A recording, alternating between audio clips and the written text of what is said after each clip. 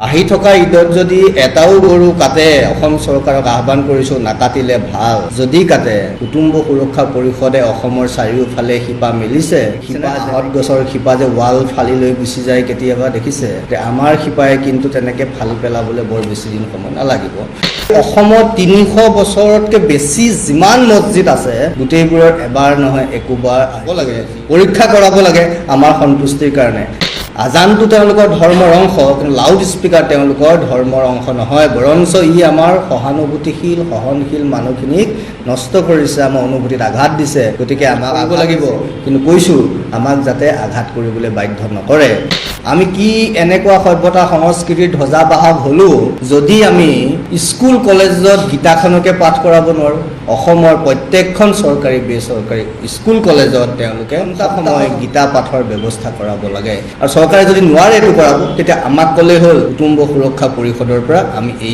এই বিষয়ত আমি বিহিত অসমৰ জনজাতিক নষ্ট কৰাৰ পৰিকল্পনা কৰবাত কৰা হৈছে নেকি মুছলমানৰ তুষ্টিকৰণৰ নামত মুছলমানক আগুৱাই দিয়াৰ নামত মুছলমানক বাৰে বাৰে মুছলমানৰ বিষয়ে কথা পাতি অসমৰ আজি ইমান বছৰ বহুবাৰ আন্দোলন হ'ল কাৰণে একোৱে হোৱা আমি দেখা নাপালো কিন্তু মুছলমানে কোৱাৰ লগে লগে আন্দোলনো কৰিছিল নে নাই সেইটো নাজানো কোনোবাই চাই কৈ দিলে প্ৰমাণ পত্ৰ দিব ওবিচিও দিব বুলি কিয় অসম চৰকাৰে গো হত্যা নিষিদ্ধ কৰাৰ বিল আনিছে আৰু কেইদিনমান পিছত কিবা ঈদ আহিব য'ত এটাৰ পিছত এটা গৰু হত্যা কৰা আমি অসম চৰকাৰক কৈছোঁ আপোনালোকে গো সংৰক্ষণ বিল আনিছে তো বিলখন উচিতভাৱে ৰূপায়ণ কৰক নহ'লে এই মহাপুৰুষ শ্ৰীমন্ত শংকৰদেৱ গুৰুজনাৰ ভূমি যি গুৰুজনাই গো হত্যা মহাপাপ বুলি কৈছে কীৰ্তন ঘোষাত অজামিল উপাখ্যানত 182 নম্বৰ পদত গো তেজেৰে অসমৰ ভূমি মূল্যায়ন হ'বলৈ নিদিওঁ আহি থকা ঈদত যদি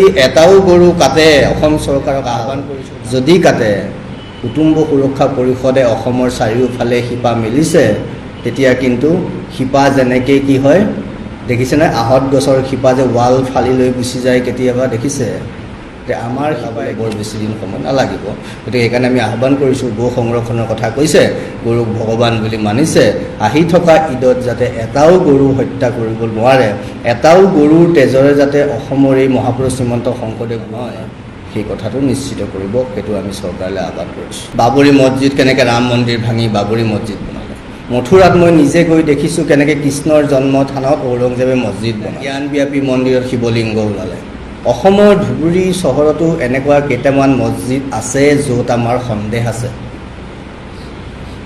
য'ত আমাৰ সন্দেহ হৈছে কিজানিবা হিন্দু মন্দিৰেই আছিল নেকি গতিকে অসমত 300 বছৰতকৈ বেছি যিমান মছজিদ আছে গোটেইবোৰৰ এবাৰ নহয় একোবাৰ আৰ্কিঅলজিৰ দ্বাৰা খনন হ'ব লাগে পৰীক্ষা কৰাব লাগে আমাৰ সন্তুষ্টিৰ কাৰণে নাই যদি একো নাপায় তেতিয়াহ'লে আমি কোন সন্দেহ কৰোঁ কিন্তু যদি পায় তেতিয়া গতিকে অসমত যিমান 300তকৈ বেছি বছৰ পুৰণা মছজিদ আছে প্ৰত্যেকটোত একোবাৰ আৰ্কিঅলজি ছাৰ্ভে হ'ব লাগে এইটো আমাৰ দাবী বিভিন্ন সময়ত আমি কৈছোঁ আজানত লাউড স্পিকাৰ বন্ধ হ'ব লাগে ইতিমধ্যে বিভিন্ন হাইকোৰ্টে এই বিষয়ে ৰায় দিছে বিভিন্ন চৰকাৰে বন্ধ কৰিছে অসমৰ ধেমাজি জিলাত ইতিমধ্যে ধেমাজি টাউনত লাউড স্পিকাৰ বন্ধ অসমত যদি ধেমাজি জিলাত লাউড স্পিকাৰ নোহোৱাকৈ তেওঁলোকে মুছলমানে নিজৰ ধৰ্ম কৰি থাকিব পাৰে অসমৰ বিভিন্ন ঠাইতো পাৰিব কিয়নো লাউড স্পিকাৰ আজানত মুছলমানৰ ধৰ্মীয় অংশ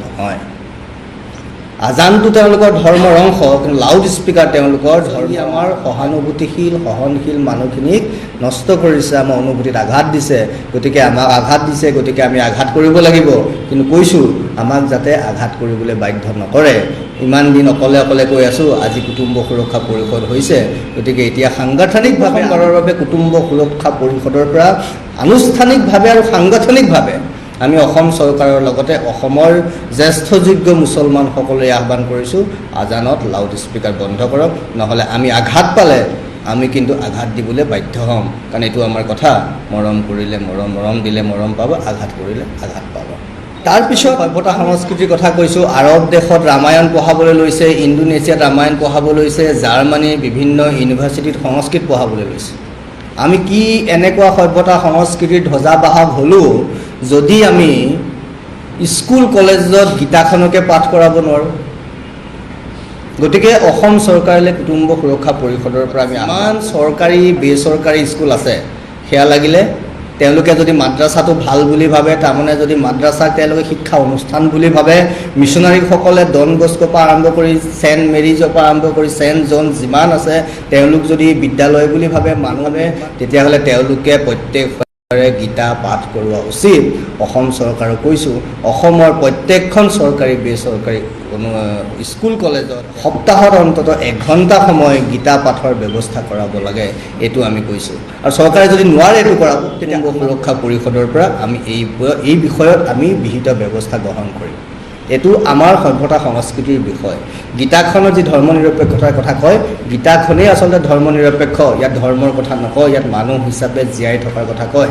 সেইকাৰণে আমি অসমৰ ব্যক্তিগতই হওক বা চৰকাৰীয়ে হওক, মিছনাৰীৰ দ্বাৰা পৰিচালিতই হওক, মৌলবীৰ দ্বাৰা পৰিচালিতই হওক, অন্য কাৰোবাৰ দ্বাৰাই নহওক কিয়, প্ৰত্যেক শনিবাৰে গীতা পাঠ কৰোৱাটো, গীতাৰ ওপৰত চৰ্চা কৰোৱাটো বাধ্যতামূলক কৰিব লাগে, আমি অসম চৰকাৰক জনাইছোঁ। মুছলমানক প্ৰমাণ পত্ৰ দিয়াই ঘোষণা কৰিছে বুলি আপোনালোকৰ মাধ্যমেৰে শুনিছোঁ, শুনা কথা সংবাদ মাধ্যমত। এতিয়া কথা হ'ল, যিসকল লোকে অসমৰ ইমান বছৰৰ পৰা লাগি থকা 6 জনজাতিক জনজাতিকৰণ কৰিব নোৱাৰিলে, সেইখিনি মানুহে আজি গৈ পেলাই মুচি প্ৰকৃততে অসমৰ খিলঞ্জীয়া ভূমিপুত্ৰসকলক অৱমাননা অৱজ্ঞা কৰা নাইনে, অৱহেলিত কৰা নাইনে? তাৰমানে অসমৰ দেউৰী, মিচিং, কছাৰী, কাৰ্বি, ডিমাচা, কোচ, কেওট যত যিমান আছে সকলোখিনি জহন্নামে যাওক, মুছলমান পকেটত সোমাই থাকক, তেনেকৈ আমি তীব্ৰ ভাষাৰে গৰিহণা দিছোঁ আৰু আমি ইয়াৰ বিৰোধো কৰিছোঁ। আৰু অসমৰ সুধী সমাজক আমি এই বিষয়ত প্ৰশ্ন কৰিবলৈ, তেওঁলোকৰ মতামত জনাবলৈ কৈছোঁ। অসমৰ জনজাতিক নষ্ট কৰাৰ পৰিকল্পনা ক'ৰবাত কৰা হৈছে নেকি মুছলমানৰ তুষ্টিকৰণৰ নামত? মুছলমানক বাৰে বাৰে মুছলমানৰ বিষয়ে কথা পাতি অসমৰ আজি ইমান বছৰ বহুবাৰ আন্দোলন হ'ল 6 জনগোষ্ঠীক জনজাতিকৰণৰ কাৰণে, একোৱে হোৱা আমি দেখা নাপালোঁ। কিন্তু মুছলমানে কোৱাৰ লগে লগে আন্দোলনো কৰিছিল নে নাই সেইটোও নাজানো, কোনোবাই চাই কৈ দিলে প্ৰমাণ পত্ৰ দিব, OBCও দিব বুলি। কিয় ক্ষতি কৰিবলৈ, কাক কোবাবলৈ? এই প্ৰশ্ন আমি অসমৰ ৰাইজক কৰিছোঁ, অসম চৰকাৰকো এই বিষয়ত বিবেচনা কৰিবলৈ কৈছোঁ, নহ'লে কিন্তু ইয়াৰ পৰিণামটো ওলাব পিছত। গতিকে আমি আহ্বান কৰিছোঁ অসম চৰকাৰলৈ, তেওঁলোকে পাৰিব বুলি আমি ভাবিছোঁ। 6টা যেনেকৈ নোৱাৰিলে এইটো নোৱাৰিব বুলি কৈ দিয়ক, ভাল পাম আমি যদি নোৱাৰে তেওঁলোকে। মুছলমান বুলি সংখ্যালঘু সকলোকে দিব, বুজি পালোঁ। স্কলাৰশ্বিপ বুজায় কোনে পায়? জৈনে পাইছে? এটা নাম দেখুৱাই দিয়ক মোক। আমুক জৈনে স্কলাৰশ্বিপ পাইছে, আমুকজন শিখে স্কলাৰশ্বিপ পাইছে, এটা নাম দেখুৱাই দিয়ক মোক সংখ্যালঘু নামত, এটা দিয়ক। শিখ, জৈন কোনোবাই পাইছেনে? নাই পোৱা। কোনে পাইছে? মুছলমানে পাইছে। এইবোৰ হ'ল মুছলমানক এম্পাৱাৰ কৰাৰ প্ৰক্ৰিয়া। গতিকে এইবোৰ প্ৰক্ৰিয়া বন্ধ হ'বতো নিদিয়ে। গতিকে আমি কৈছোঁ সেইকাৰণে স্পষ্ট কথা, সংখ্যালঘুৰ তুষ্টিকৰণৰ নামত মুছলমানৰ তুষ্টিকৰণ নচলিব।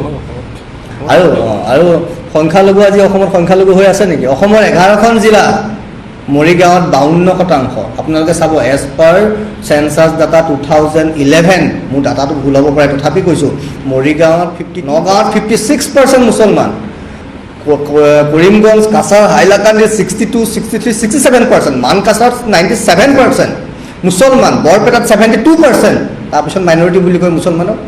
আৰু 6খন জিলা আপোনাৰ কাছাৰ, কামৰূপ, নলবাৰী, চিৰাং, কোকৰাঝাৰ, এইকেইখনত মিনিমাম 36% মুছলমান, ক'ত মাইনৰিটি? অসমৰ জিলাৰ 11খনত তেওঁলোক মোৰ দেন 57%, তেওঁলোকক মাইনৰিটি বুলি ক'লে মানি ল'ম নেকি আমি? এইবোৰ মুছলমানক পকেটত ৰখাৰ প্ৰক্ৰিয়া। গতিকে এইবোৰ একো ভাওনা বাদ